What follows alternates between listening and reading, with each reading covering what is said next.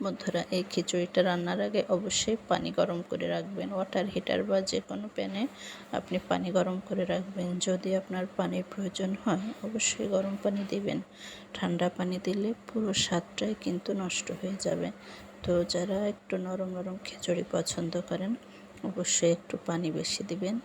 আর এই যে আমার খিচুড়িটা প্রায় হয়ে এসেছে।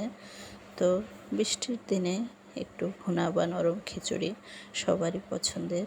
তো চলে আসলাম রান্না করতে, আপনাদের সাথেও শেয়ার করছি। অবশ্যই মনে রাখবেন টুকিটাকি টিপসগুলো খুবই কাজে দেয়।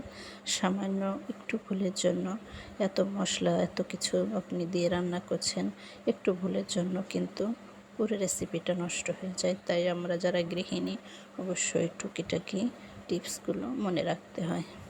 তো খুব ভালো থাকবেন সবাই। কেমন হলো অবশ্যই জানাবেন। আমি আজ বিফ খিচুড়ি রান্না করছি। আপনি যে কোনো মাংস দিয়ে এটা রান্না করতে পারেন।